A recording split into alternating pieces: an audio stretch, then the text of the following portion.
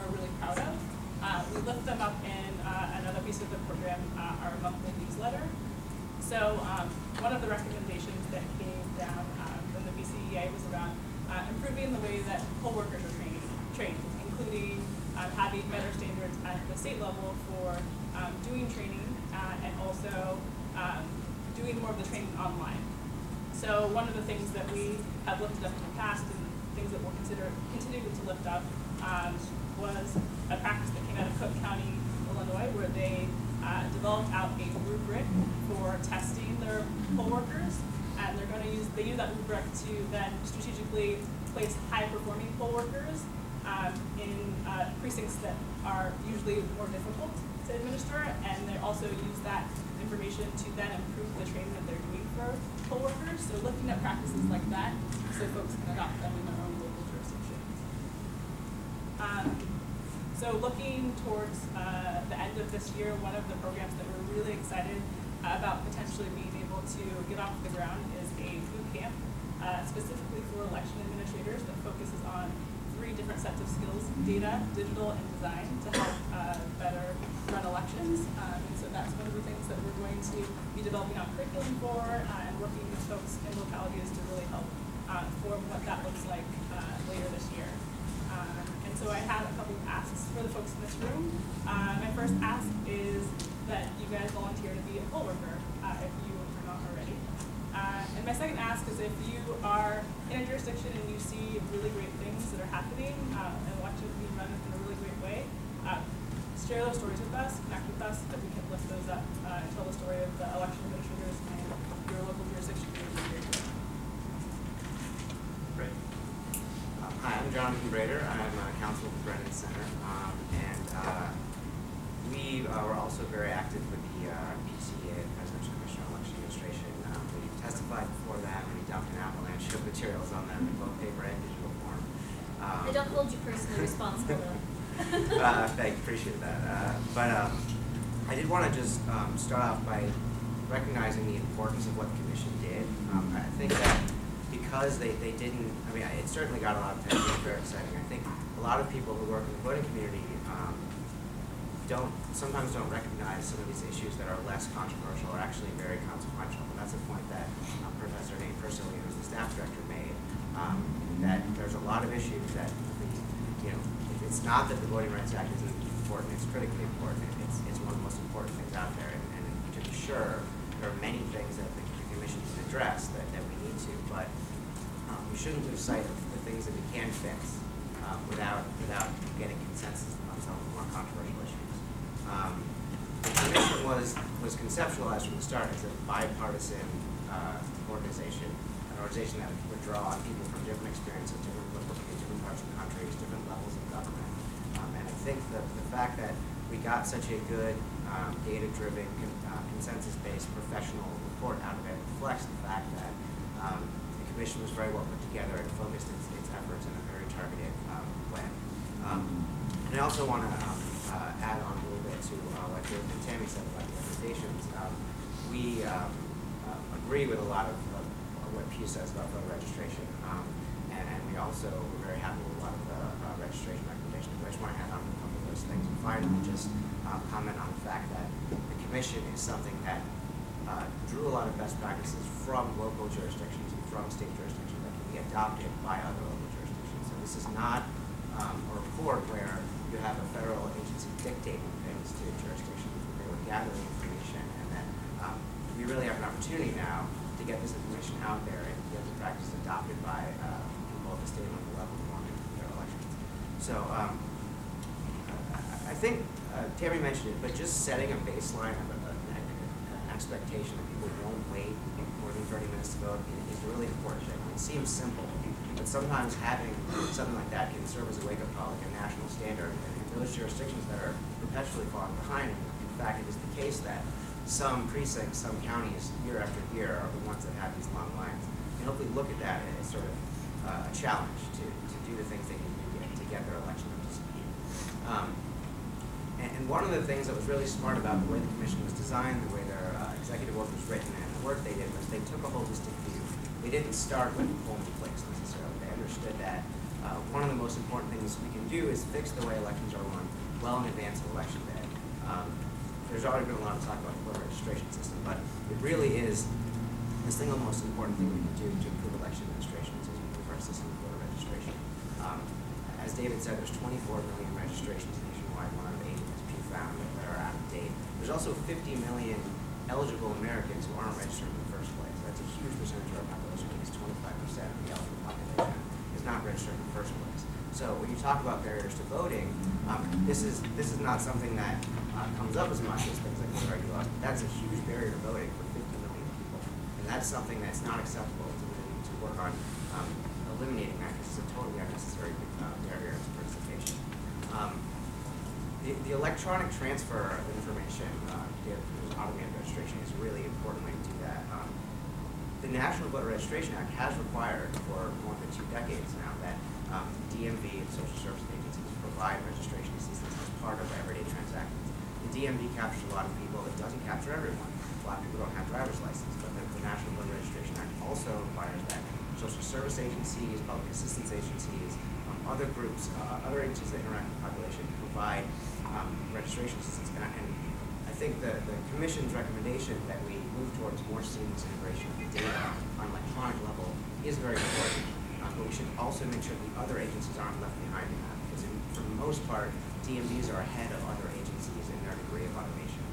So one of the next challenges we have as a nation is to get those other agencies up to speed electronically, so there's not a digital divide as we modernize our elections. Similarly, online registration, as David mentioned, is based on the DMV. So one of the things we need to do now is, as online registration expands, and it is expanding, which is a great thing, in both Democratic and Republican states, we need to make sure that it remains accessible. It's accessible to people with disabilities, that, again, if you don't have a driver's license for whatever reason you can still get online and register. Those are 2 really key sort of next generation challenges as we move towards a more electronic system of registration. One of the key things about this, other than getting more people registered, is that, as Dave mentioned, it saves a ton of money. Our research has found the exact same thing, and Tammy has done research on this too. When you do electronic registration, you cut a huge percentage of the cost out. Just ink and paper alone is a huge cost. Data entry, duplication of tasks, having to do everything in a short time frame for the election, that all is extremely wasteful. And one of the things that a lot of people who testified before the commission said was, we'd love to do all these things to make elections better, but we just don't have the money. We don't have the resources to hire more poll workers. We don't have the resources to have more polling places. We don't have the resources to buy more machines. Well, if you can save money in the registration process, hopefully that's one way you can allocate more resources to areas where you have shortfalls now from a budgeting standpoint. The other thing, other than the cost savings, though, is to sort of keep in mind that as we're moving towards electronic transfer, that the first step is when people register, making sure they get on the rolls in a seamless way. But when people move, we need to make sure that if they're not on the rolls, it doesn't become their problem. If they've moved within the state, we should have a system of portable registration where, as long as you're registered, you have the right to vote, as long as you've moved within the state. If the government hasn't kept up with where your address is, it shouldn't be your problem. And these interstate matching tools go a long way towards helping that goal, because they do help keep the rural up to date. But we also need to make sure that there are fail-safes, so if someone comes to the polls on election day, that they have the opportunity to correct the registration right there, and that if you vote ballot that counts. So that can work in tandem with tools that can help keep the rolls up to date before election day. I just want to make another note about these tools. I mean, ERIC is a very powerful tool. The interstate matching tool, Kansas is a very powerful tool. One thing that's important when we implement these is that we have good back-end protections so that states understand when they get this data what it is and what it is not. States should make sure that just because they have a record that shows someone might have moved, they don't just assume that that person's previous address is not valid without being in contact with the voter. There was a situation in Virginia in 2013. I don't think they were using ERIC. I think they were not. They were using, they were using the Kansas Project, but there was about 50,000 people who were flagged for removing from the roll because of the interstate matching problem. it wasn't necessarily the matching that was the problem. It was that they had not taken necessary safeguards to contact people before they were moving the rolls. And it turned out that there were maybe 10,000 people who were wrongly flagged for removal. And so that's really an issue of just making sure that we have, while we have these tools which are very powerful, we also have the proper safeguards so they're not being misused. Outside of the registration context, early voting is another really important way to improve the voting experience. We favor early in-person voting, so voting experiences that are more like the polling-in-place processes. A lot of states have that. We recommend that states expand that. That they have weekend voting hours, Sunday voting hours are particularly important, and after-work voting hours. And the jurisdictions that we've talked to when we studied this report, that election administrators and voters are much happier with early voting. It just leads to a much more pleasant experience for the voter. I do also want to emphasize how valuable these resource allocation tools are for managing your poll workers and your voting machines. Now that these resources are out there, we really hope that jurisdictions that have had these long lines will look at these tools as a way to make sure they're not wasting 5 voting machines in a polling place when they only need 2, and meanwhile we're having 2 in a place we need 5. That's a really basic thing, but it's something that jurisdictions have not done a very good job. Some jurisdictions have not done a very good job on. The last point I want to make is, in addition to the upcoming technology crisis and the voting machine problem, another thing that the commission noted, and Ben Ginsberg, who's one of the co-chairs, noted particularly, is that we don't do a good enough job sharing information about machine problems. A lot of the times when there's a problem with a voting machine in an election cycle, that information is lost with the election administrator who ran that election, and it doesn't get passed on to the person who runs the election 2 years later or 4 years later. Sometimes the voting machine companies don't do a very good job of sharing the information for past failures of the machines with other jurisdictions. So one of the things that we call for is to have a national clearinghouse of information, a searchable database, so that when if you're an election administrator and you have a certain machine, you can look at this database and say, oh, well, in California in 2007 they had this problem with the scanner on the back end. So these are the types of things that can help us cope better with the technology that we have. We do need new certification of machines, we need new machines. The Election Assistance Commission is the agency that's supposed to do that, and it's very important that we revitalize that agency. It hasn't had a forum since 2009, but it's very important that we get the EAC going again because they have a very valuable role to serve. I guess the final point I would just make is, as I said before, a lot of this can be done at the local level. The Commission has done a great job identifying best practices and recommending other things. We're really happy that the information is going to stay alive at Caltech. And it's really important now that all this work has gone into it, from the commissioners and from the staff, that this information doesn't just die in the vine. We need to get that out there. We need to get the information out there to people who run our elections so that they just know this is there. It would be really sad if we had this great resource out there that's not getting through to people who run our elections. So right now it's just really important to share that information. Great, terrific set of presentations. I have questions that I'd love to ask, but I'm going to let other people ask their first questions. Sure, I have a question maybe for David and Tammy too, particularly about the NDRA and sort of moving to other agencies beyond the DMV to getting people to register. I know that our office is particularly concerned about the ACA, so signing up and it not being as intuitive and easy for people, like a screen that would pop up that say, oh, by the way, while you're signing up for health insurance, would you also like to sign up to vote, and being able to click. Can you talk a little bit about how it works, if you know, in terms of how different agencies are being instructed to operate these systems? So I can speak to that briefly. I'm sure you'll have things to add in from your days at the Department of Justice. But the MVRA designates certain agencies that are set in federal law, and then it also says that the state election administration can set up additional agencies, so you can always add on to that. But the ones that are solidified in law need to be doing it already. Whether or not they're doing it on paper, which is the vast majority of them, or electronically, which is hopefully going to be an ever-increasing number, is up to their infrastructure. So as of right now, it's almost exclusively on paper. Most states have some sort of a time frame with which that agency is supposed to be turning in the paper forms. And all of those need to be tracked so that we know what agency they're coming from, and we have data on how many we get every year from, say, the WIC office or what have you. So with the ACA, because that was, more recent addition, I'm thinking at this point that it would be, a state would need to add that onto their list as whatever portal they are using to have that added in, and I believe that California did that already. And they've incorporated that and some others as well. And I'm not sure if that completely answers your question.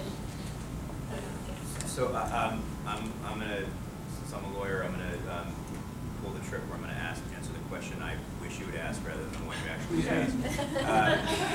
I think there's a broader theme to kind of underlying your question, which is that, and Jonathan alluded to this as well. If you look at the Presidential Commission recommendations of the NVRA imposed a set of obligations on a set of agencies back in 1993, and those obligations were burdensome. I mean, even though they were worth it, they were burdensome. And that's because of the way agencies collected and stored data. They all did so in a silo. That data never talked to each other. When people, if you're old enough, if you're as old as I am, you remember the old days where if you wanted to register to vote, you looked in these things called the white pages. Google it if you don't know what those are. And there was a blue page in the back that gave you government offices. I went down there, got a paper form, and filled it out when I turned 18 and voted. I think I voted for William McKinley that year.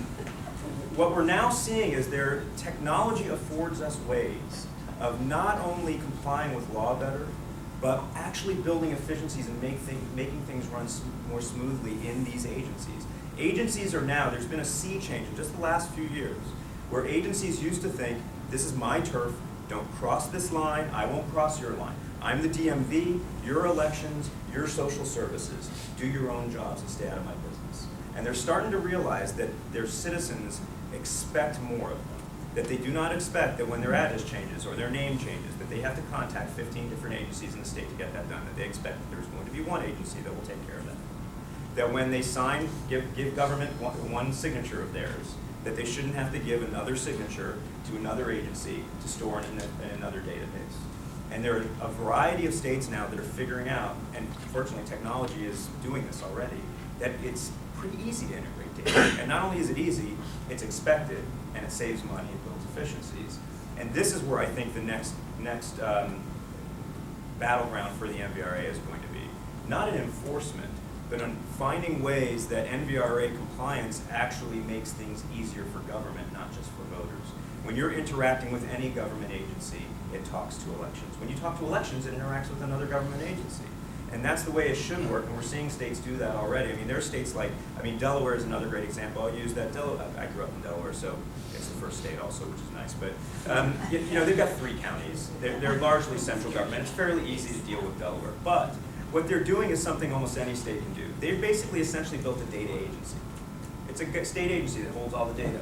And instead of elections holding a set of data, and DMV holding a set of data, and revenue holding a set of data, there's this hub of data that they all have a license to take certain parts of it. So for any individual Delaware resident, there's just one record. There's not one record for each resident in all of these different agencies. Now, elections can't get someone's driver's record. Election doesn't need it. They only have a license to the information they need. But once you have that integration of data at a state level, the ability to effectuate all of this, NVRA compliance, just goes through the roof. And you see higher registration rates for those that really care about enfranchisement. But from, in kind of the voting wars that get talked about, you also see better integrity because you don't see as many dead people on the list. You don't see as many people who moved out of Delaware, for instance, on Delaware's list. And so this is one of those things where it's a rising tide that actually floats all boats. And real quickly, one other piece that we recommend in the report is the realization that many agencies are shifting the servicing of their population to online services. So not many of them are thinking about their requirement responsibility to also register their voters when they're providing their services, whether it's in person or online. So we acknowledge and make sure that they take that into consideration and bake it into their online process, rather than having to go through litigation and add it in at a later date. And I just want to add one other point. This relates to something Jonathan said too. States are trying to do this, but it's very hard to do this with all agencies at once. And so I think there are states that reasonably first build the system with DMV, because in most states about 90% of the eligible voter population is in the DMV database, far more than any other database that's out there. And they work out the kinks in it first. Again, Delaware is a great example of this. Delaware did that. They had this automated voter process available only to people at DMV, but and that started about 4 years ago. But about 2 years ago, after they worked out some of the kinks, they were able to roll it out to other agencies. And they basically designed a platform with DMV in mind that was portable, that was transferable to any other state agency. And so what I'd ask, I think, for advocates who are out there, it may be that states start with DMV, but that doesn't mean that's where they're going to stop. And this might be a phased-in approach, and I think in many cases that might be okay, because there might be one DMV that gets 90% of the population, but there might be 30 or even 50 NVRA agencies, and it's very hard to herd all those cats at one time. Can I ask just a quick follow-up to that, which is that how helpful would it be to have a unique identifier for a person? Well, so we have our social security number, but we don't always use that. And is there a thought of a unique identifier being developed or using the social security number as that? I think practically I don't think there's any time we're going to get a new federal unique identifier. I think Social Security as a unique identifier can be useful, but it's problematic in the sense that Social Security data is not always up to date. There are errors, and also it's not easy to access all of the Social Security data. You can ping things against the Social Security database, but some of the data you can't get back for all. For instance, Social Security is not a national citizenship registry. It doesn't contain data on all citizens in the United States. Many states have a unique identifier associated with a voter record, but of course that doesn't help you when you move states. I think what we're seeing now is that data matching is getting so good that if you can match enough records across enough fields, and this doesn't mean one voter record to one death list, this means voter, DMV, maybe DMV from another state, voter from another state, national change of address, all kinds of other records. If you can take 8, 10, 12 data records and compare them, you can find enough fields to match that even with slight differences in the name, a data entry error on one field here or there, you can say now with a high degree of confidence that the David Becker you have on one list is the same as the David Becker you have on another. I think that's only going to get better over time. This is the Jedi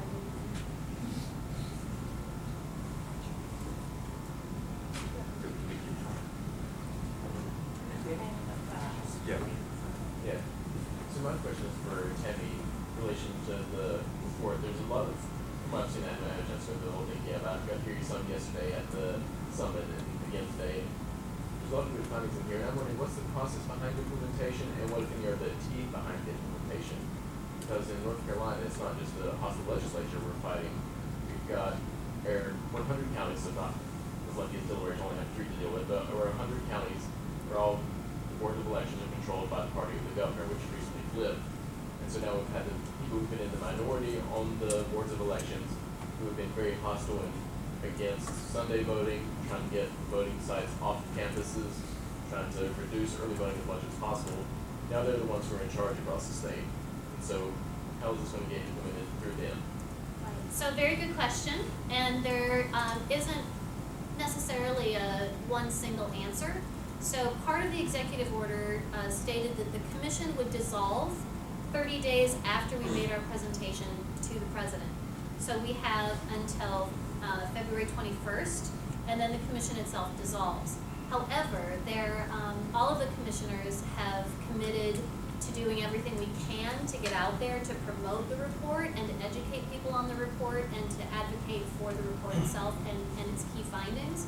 And I know personally I have already committed to more than a dozen speaking engagements, educational engagements with a variety of stakeholders, whether they're election officials.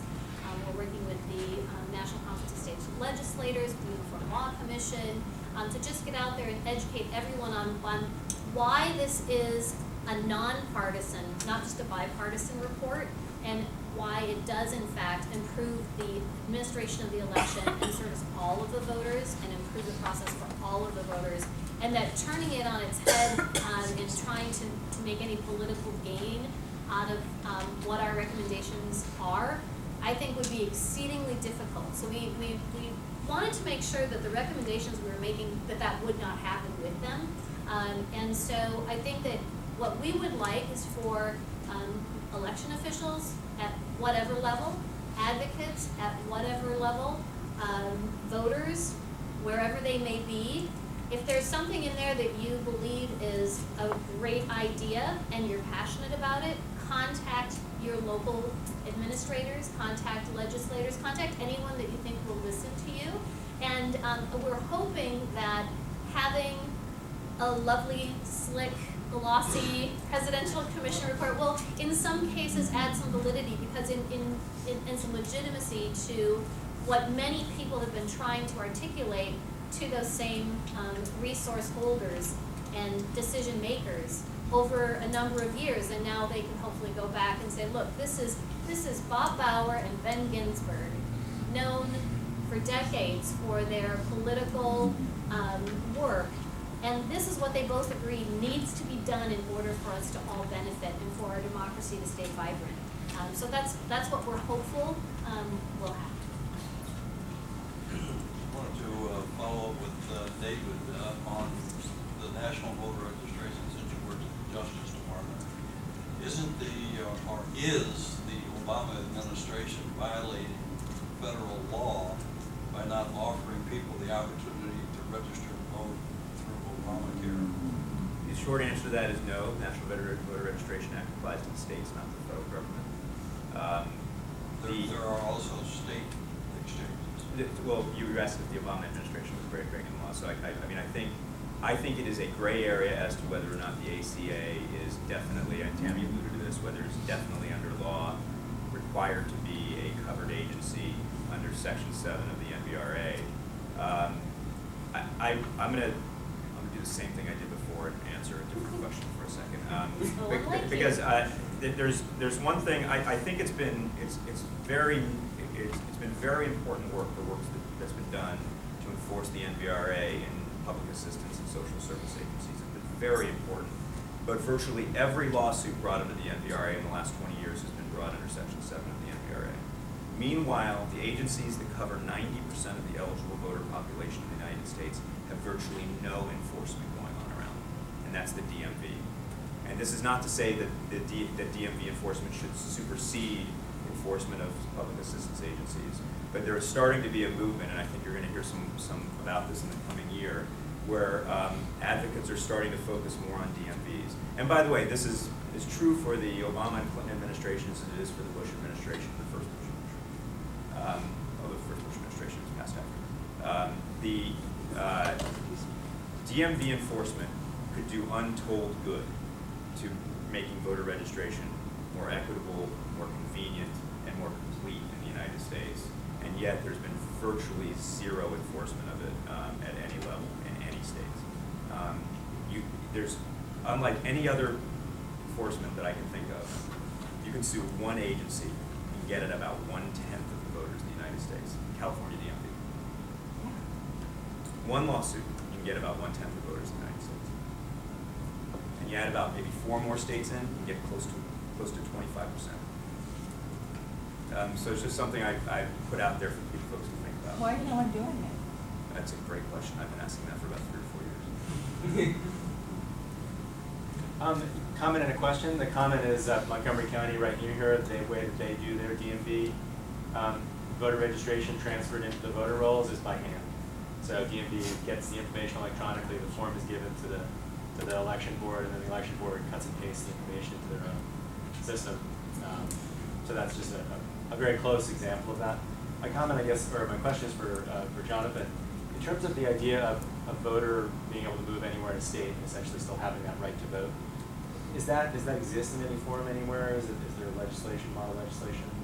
Well, I mean, if you have a state that has election day registration, that effectively exists there, because I think in all cases where there's election day registration, you can use that process to update your registration. There's other states like Florida that basically allows you to update your registration if you move to a different county. What's really important is the concept that as long as you're registered, if you stay within the state, you have the right at that state level to continue to vote. You shouldn't have to re-register when you move. And there's multiple ways of accomplishing that. I mean, affirmative fixing rules can do that within the state. But also, as a backstop, there just needs to be a policy where if someone shows up at the rolls and they've moved to a different county and they're a registered voter, that shouldn't be a barrier to them being able to cast a ballot where they live now. So there's not actually one way of doing it. The most prevalent way of accomplishing it for everybody who lives in the state, as long as they move in the state, is to have same-day registration. But there's definitely other ways. And Colorado, if I could just add in real quickly, Colorado with their new structure that passed legislation last year was implemented last fall for the first time because they use vote centers, and all of the vote centers in the state are tied into the central state database, voter registration database, although they also have same-day registration. If you're already registered in Denver and you move to another county, they can access it and provide you a ballot right then and there and support your registration. By the way, this is the point, this is the whole reason behind the Help America Vote Act statewide voter registration database requirement. It was supposed to be that everyone in a state had one record that followed them at least within that state. But the problem was states didn't really know how to implement that database. Again, this became largely a technical problem for them. They didn't really have a way for the counties to integrate all their data in the right way so that they would be sure that when someone moved from Maricopa to Pima County in Arizona, that you would know that that was the same person when they got caught up. So the statewide voter registration databases aren't as effective, even though this was supposed to have been handled in 2005 by that legislation. And additionally, many states, the registration is the responsibility of the local registrar or clerk or whatever the title is, auditor in that particular state. So it becomes, and that's normally an elected position, so it becomes a bit of a conflict there politically as well on who still is the one who's the responsible party for registration. We're going to take one more question, and then if you have more questions for the panelists, you can come talk to them individually, but we have coffee and a break coming, so we'll take one more. Anybody have a question? Got a question. Okay. And I'll actually add a second just to be. Yes, you can. First of all, thanks guys for fabulous presentations. Thank you very much for organizing this. Jonathan's observation that there's 50 million people that aren't registered. The NVRA has gone really far towards, cracking the big problem in a big way. I was on the task force in New York State where we were trying to pick agencies that would be included beyond DMV and social services. So Department of Health, Department of Labor, Human Services, but with less mandate, less teeth. I'm wondering what ways might the NVRA be boosted by adding other agencies, and sort of a second question maybe, what do you think of automatic voter registration? Can you repeat the question?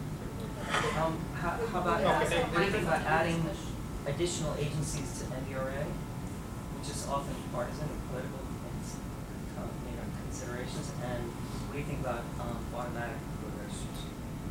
Well, I mean, as far as adding agencies, I mean, it could be done at the NVRA level. States can also do it. I mean, states have their own laws about what agencies provide registration services. So regardless of the politics, states should select as many appropriate agencies that interact with eligible unregistered populations.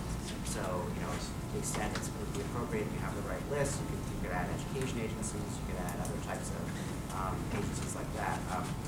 So, I mean, unless there's a particular reason that the agency is not well suited to reaching an eligible population, there's no reason it shouldn't be included.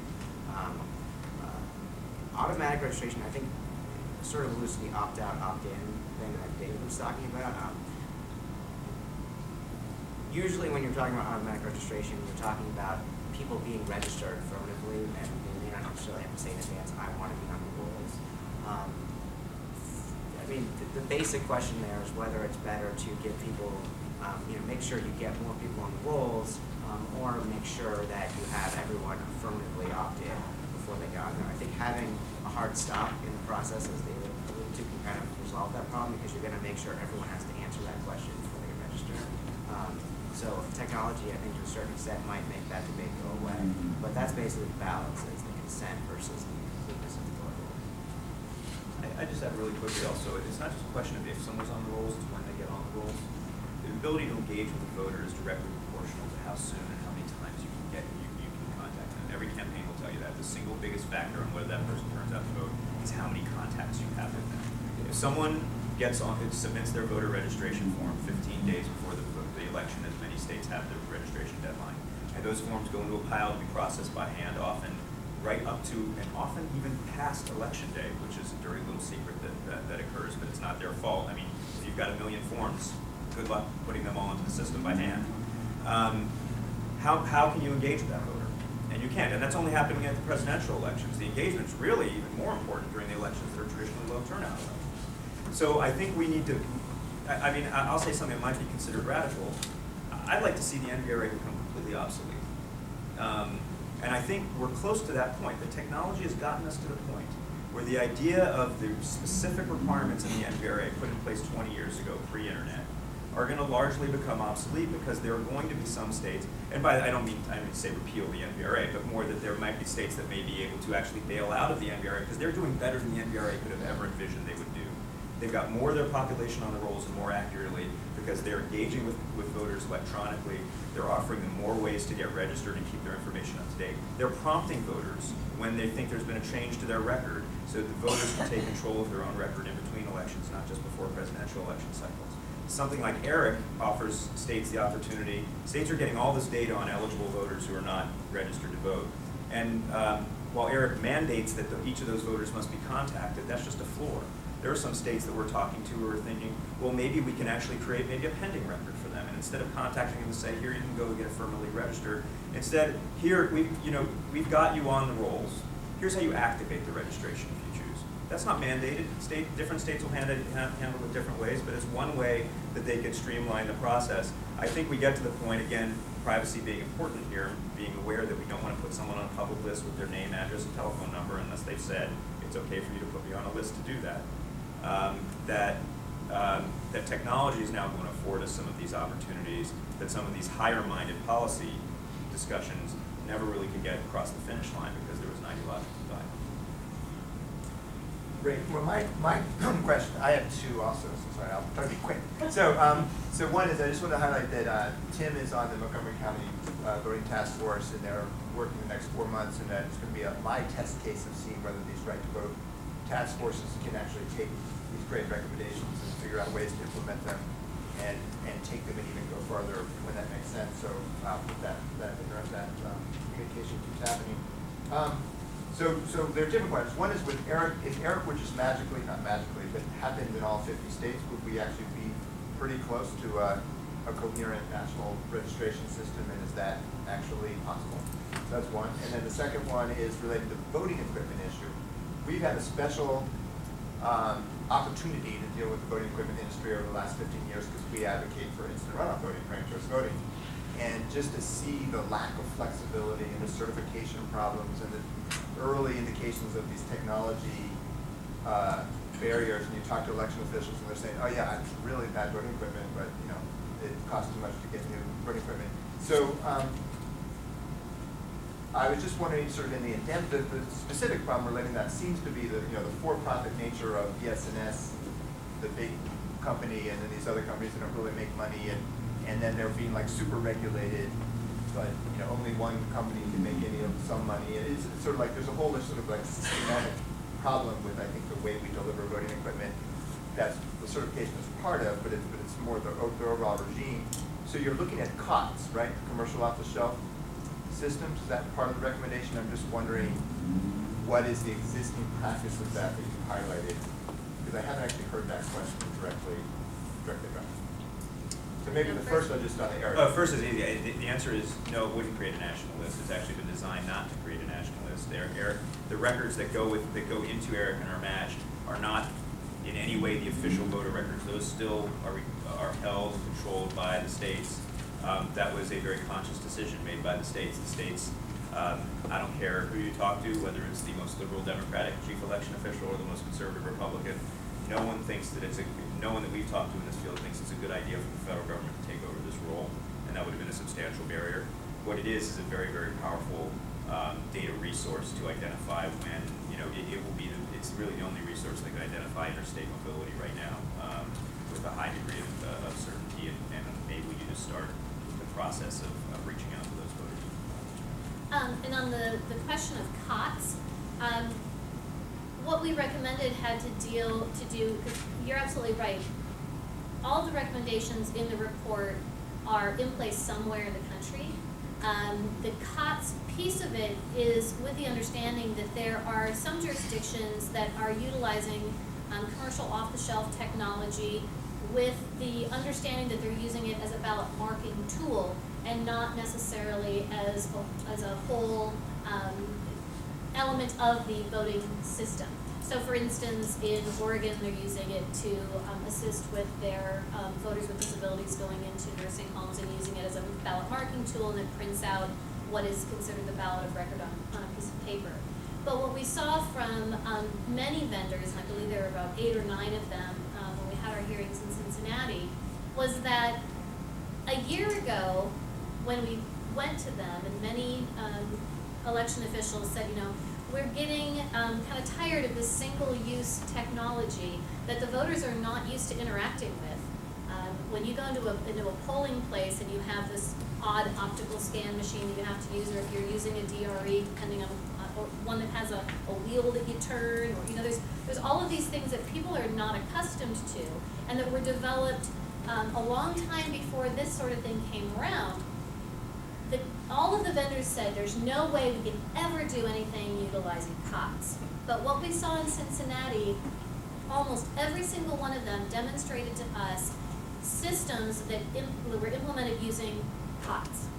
Because they see that as where the market is going, where the market's demanding, what the voter wants. And when you use something that is off the shelf, you lower the cost of it, but you also increase its accessibility, because voters have a familiarity with it. They usually will have some sort of assistance device that's already designed to help them interface with this sort of a system. So we have some piloted projects where they've used COTS as a ballot marking device, but the vendors have demonstrated that they are creating systems that would integrate it into the actual election management system itself and into the voting system. And the current standards would allow for that to be certified under the innovation clause, but there has yet to be a vendor who has completed an agreement to submit their equipment, at least as of about 2 or 3 weeks ago. There's one that's close. There's one that's very, very close, that is working with the EAC in what has to happen is they have to go through the voting system guidelines to figure out what is even applicable to this new kind of shift in how we use our voting equipment. So it's very, very appealing. Then there's also Travis County and Los Angeles County, which are looking at devising their own kind of voting system, because Los Angeles County, with its complexity and its volume, there currently isn't anything on the market that can accommodate what they need. And many of the new systems are shifting where the ballot decisions are being made outside of the polling place. So you do use your smartphone to make your selections. It creates a QR code. You go into a polling place, you scan it at a voting machine that's going to generate your official ballot, and you can make your changes if you want to make your changes. But you've made most of your decisions like you would on a paper sample ballot outside of the polling place. And so that lessens the amount of time that you're physically engaging in the process and helps to shorten the line as well. So hopefully that answers. Yeah, that's great. Thanks. Well, as Tammy said, we should take a break, but thank you very much. The next panel is just stimulating in itself, so you don't need to take a very long break. So let's actually just try to stretch your legs, chat to your neighbor, grab some coffee if you want it. But if you can be back here in 5 minutes, we can just keep rolling. That would be great. Thank you.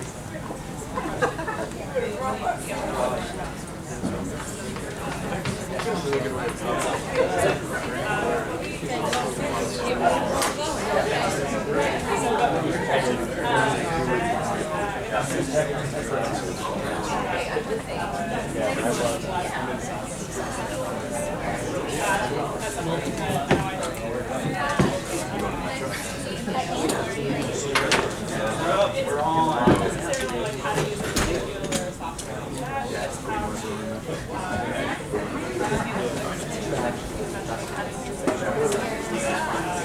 Yeah, that's. Well, so I just started. Terrible.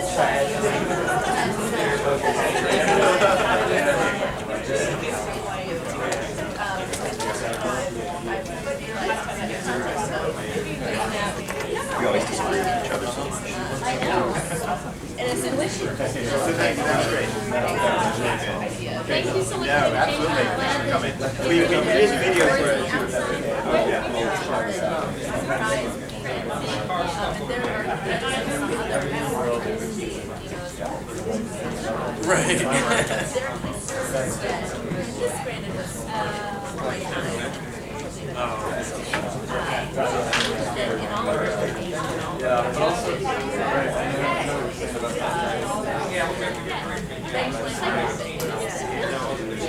there's an inherent right. And so it's not as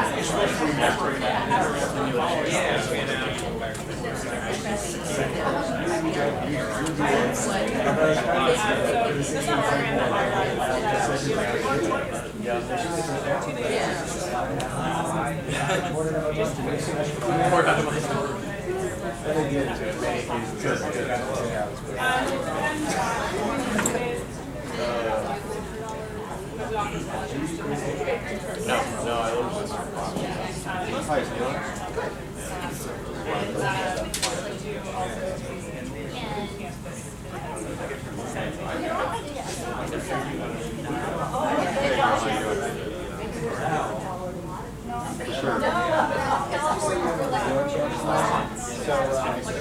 yeah, by the way, I have about half of it.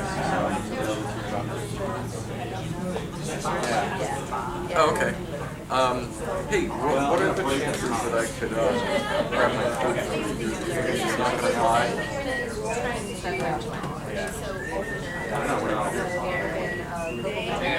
Okay. Well, I will, what time do you think you're going to be there? Okay, so you put my apartment number on the disbursement?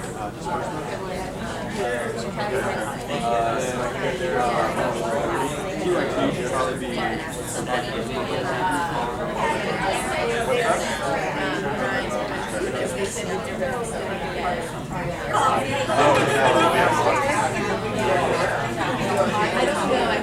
Okay, yeah, that probably works pretty well.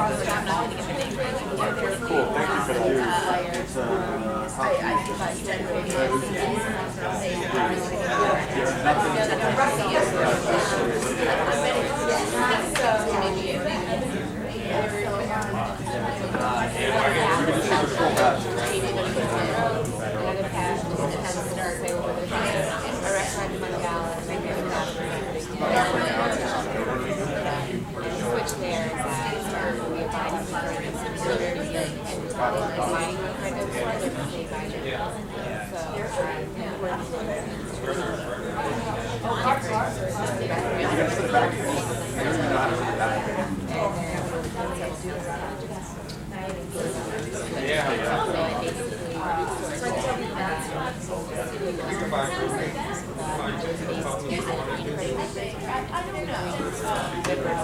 yeah, the record I have in the system. Look, we changed, and then on the other system,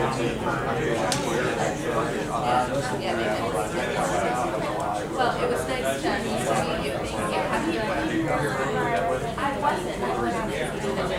but that should be a problem going forward. A lot of stuff is expired. Yeah, you don't need to. No,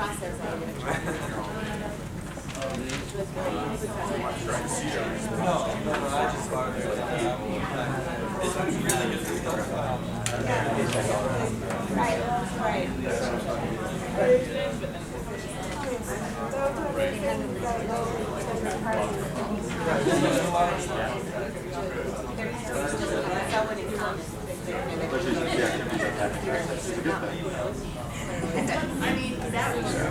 Like 2.5. And I got your message about this.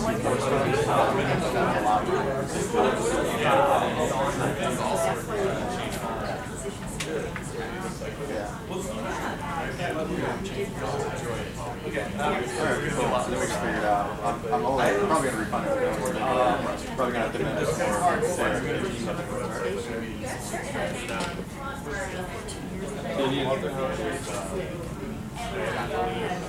and then some of them actually I didn't need to refund, so I'm going to show up again, but I refunded them prior to the end of the year, and then we got the contribution after the beginning of the year.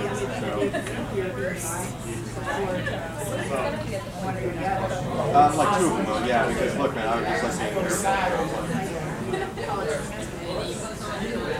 It's like, there's some people who lived abroad that are American citizens, so, but you should report them as refunded. Those ones all got refunded prior to the beginning of the year. We got some of them back.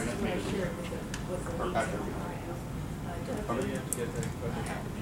And then I'm going to send you your FOIA application, and then the list is just going to have BD for best effort. You can choose to put in whatever you want for that.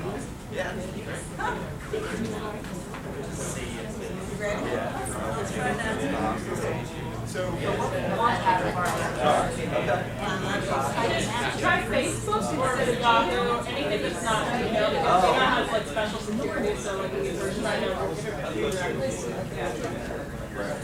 So you guys want to a lot of local election commission stuff?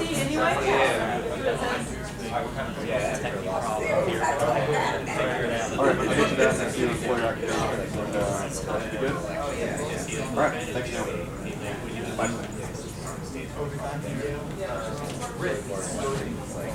Any stereotype you think about cities for important elections, like being like, but now there's things like school right there.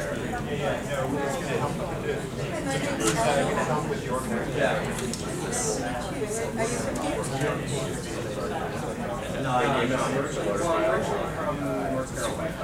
and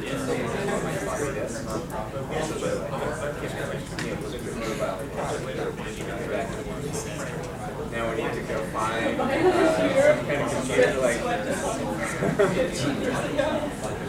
his dad and team's like just like looking at me like I'm like a fisherman or something. Just like, oh right. Back